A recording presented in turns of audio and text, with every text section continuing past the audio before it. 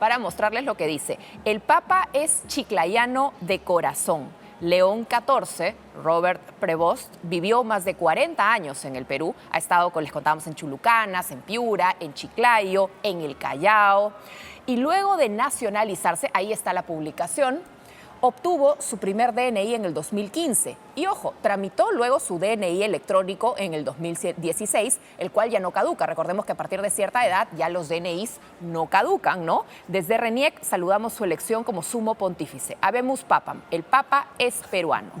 Es una ilusión que tienen, porque bien lo contaba Solange y esta señora que había trabajado con el Papa León XIV. Para tú ser obispo en el Perú, tienes que tener la nacionalidad peruana. Padre Gaspar, si nos puede dar ahí algunos detalles de alguien que ha vivido 40 años en el Perú, no es poco. Bueno, el Perú, no sé si somos conscientes, ahora mismo somos el centro del mundo, el centro del planeta. Tengo llamadas de todas partes del mundo. Yo he estado 12 años en Europa, compañeros por todas partes del mundo. Todos quieren saber algo, detalles del nuevo Papa León XIV. Su historia no la ha construido en Estados Unidos, la ha construido en el Perú. Su historia en el sacerdocio pastoral. Pastoralmente se puede decir, como sacerdote, como obispo, como religioso, lo ha hecho en nuestra patria. Con respecto a tu pregunta, el Código de Derecho Canónico, con respecto al nombramiento de obispos, que son sucesores de los apóstoles, el Perú, en ese concordato de 1980 con la Santa Sede, llegaron al acuerdo que cualquier obispo que dirija una diócesis en el Perú tenía que ser peruano. En este caso, el cardenal o el obispo, en su momento Prevost, era de nacionalidad americana. No podía asumir el cargo de obispo en el Perú, tuvo que nacionalizarse. Y todo fue muy rápido porque tenía todos los requisitos. Había vivido ya muchos años anteriormente y había desarrollado su labor pastoral aquí en el Perú. Felicitamos también a todos nuestros hermanos de la orden religiosa, los agustinos, porque él es agustino. Correcto. De hecho, en las palabras en el balcón de San Pedro ha hecho una referencia a San Agustín y a sus hermanos agustinos. El Papa anterior, Francisco, pertenecía a otra orden religiosa, a los jesuitas. Tenemos ahora otro papa religioso de la orden religiosa de los agustinos. Este tipo de orden, en el caso de Francisco, por ejemplo, al ser jesuita, tenía este voto de mucha sencillez, ese voto de humildad. ¿Qué tipo de características tienen los agustinos? O sea, ¿qué tipo de... ¿Hay alguna diferencia notoria con los jesuitas? ¿Hay algún tipo de voto distinto? Orden religiosa tiene un carisma específico en un ámbito pastoral que se dedica. En el caso de los hermanos agustinos, tienen los 3 votos como cada religioso, ¿no? La pobreza, la castidad, la obediencia. Y esto les lleva a vivir en comunidad y a estar sometidos en la labor pastoral conforme a su carisma. Por ejemplo, aquí en Lima, y deben estar muy contentos todos los exalumnos, y debe haber una fiesta increíble en el Colegio San Agustín, porque es de los padres agustinos ese colegio. Claro. La parroquia, pues, Nuestra Señora de Casia también, por ejemplo. Fue parte de la Asamblea Universitaria de la Pontificia Universidad Católica del Perú. Él, como obispo de la Conferencia Episcopal Peruana, formó parte del grupo de obispos que formaban parte de la Asamblea Universitaria de la Católica, ¿no? O sea, hay toda una trayectoria importante. Cuando nosotros veíamos la lista, por ejemplo, de los cardenales, Robert Prevost figuraba dentro de los estadounidenses, pero después ya apareció otra lista donde figuraba también como peruano, justamente por el detalle del DNI, que me parece que en un momento inicial como que no se tuvo en cuenta cuando se difundió esa información en el Vaticano. Cuando surgieron estos últimos días, entre comillas, los papables, en una segunda ronda, se podría decir, figuraba como posible papable el cardenal Prevost. Y lógicamente los vaticanistas, los periodistas fueron investigando y jalando, llegaron a Perú. Y al poco tiempo, ayer o antes de ayer por la noche, RENIEC sacó los datos del DNI del actual Papa León XIV, ¿no? como peruano. Así es. ¿Usted cree, esto ya en un tema de opinión personal, que así como Francisco no regresó a Argentina por temas de evitar que eso se politice, pase lo mismo con el Papa León XIV? No, yo creo que sí va a venir. Y va a ser una de las primeras visitas. Yo también Yo tengo recuerdos muy bonitos con él. ¿Ah, sí? Él fue un gran soporte. en el tema de la organización de la visita del Papa Francisco Que al usted Perú, lideró. que yo lógicamente presidí aquí en la Arquidiócesis de Lima y tuve muchas conversaciones con él, incluso en los encuentros que hubo de organización como parte de la conferencia episcopal.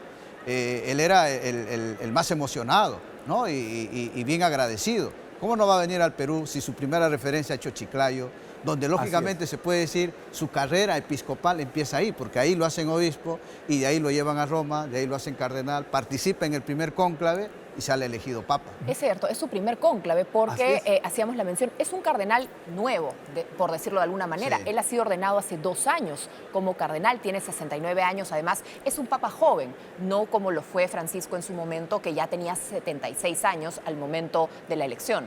Efectivamente, es un pontificado que va a ser relativamente comparado con los anteriores, sobre todo con Francisco y Benedicto, unos 15, 20 años tenemos por delante, ¿no? Ajá.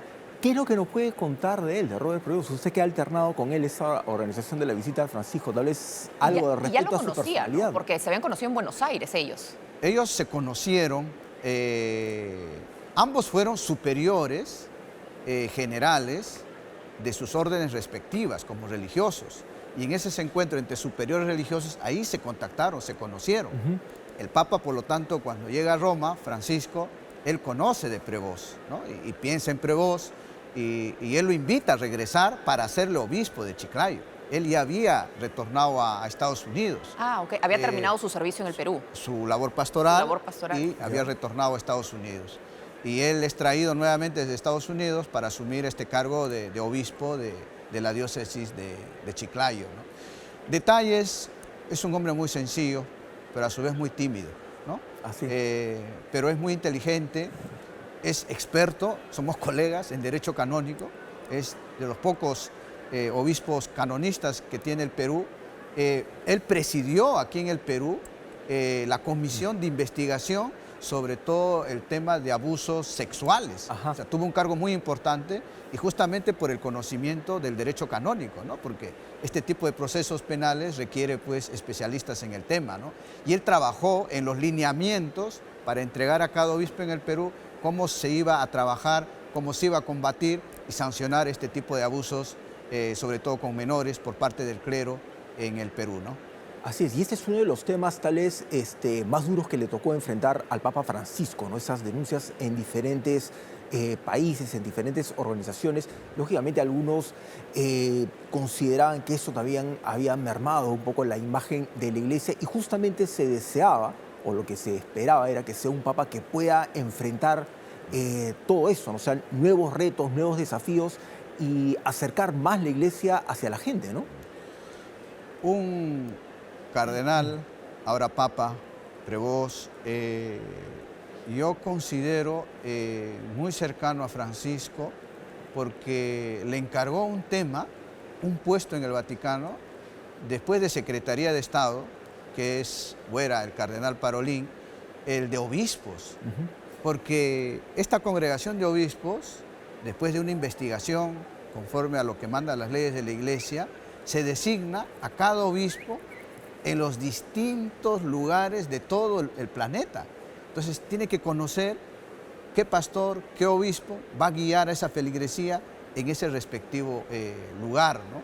Y esa era su tarea. Y esa era su tarea, claro. Por lo tanto, era un cardenal que conocía muy bien lo que Francisco llamaba olor a oveja de los pastores en la iglesia, ¿no? Es interesante también cómo en este primer mensaje que nos ha dado el Papa León XIV ha hecho especial énfasis, no solo en Chiclayo, al hablar en español, en un perfecto español, por cierto, sino en hacer énfasis en su antecesor, en hacer énfasis en el Papa Francisco, hablando de los migrantes, hablando de la reconciliación, de la paz, de la unión, que el mal no sea el que domine.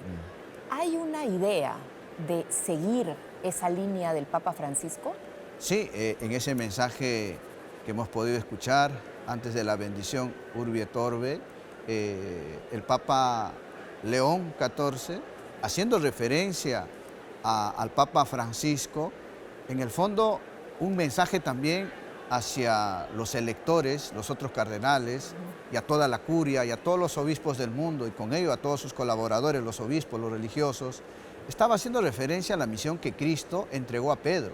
No olvidemos que los papas son sucesores de Pedro y en ese sentido el sucesor de Pedro, el Papa, confirma en la fe a sus hermanos, a todo el pueblo de la iglesia, los cuida de los lobos vestidos de corderos y por otra parte del amor fraterno promueve la paz, la unidad y la comunión sin hacer descartes de nadie, como llamaba el Papa Francisco, ¿no? Ese es el mensaje de fondo que es evangélico, como el Papa Francisco, con su propio estilo, con sus propias palabras, nos ha puesto a la iglesia en medio del mundo, ¿no? Y ese es el mensaje que también hoy el Papa León XIV nos ha transmitido, ¿no? Así, me imagino que en este momento la prensa internacional, muchos están haciendo la pregunta acerca de la diócesis de Chiclayo, ¿no? A la que el Papa en una de sus primeras palabras le envía un discurso en español, como tú bien señalabas, y ha dejado a toda la gente sorprendida, pero que muestra también el cariño de León XIV hacia nuestro país, ¿no? Si hablamos de fin del mundo, para todos los demás amigos o cardenales, obispos o feligreses del resto del mundo, pues efectivamente Chiclayo es el fin del mundo, ¿no? Hacia afuera, pero para nosotros es una ciudad muy, muy querida, muy cariñosa en el norte. La ciudad de la amistad. La ciudad de la amistad.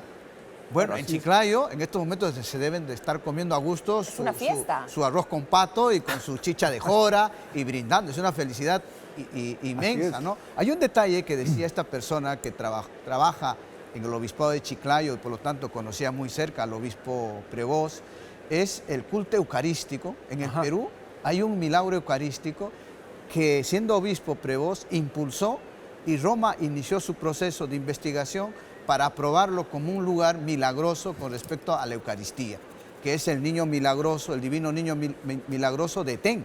Este es un detalle que debemos estudiarlo, estar atentos, porque seguramente Prevost pronto lo va a elevar a categoría de santuario como un culto público a nivel nacional y es uno de los pocos lugares en América Latina donde realmente la presencia de Cristo en su ser como Dios y como hombre se ha hecho presente. Esto es algo milagroso y el milagro no tiene explicación humana.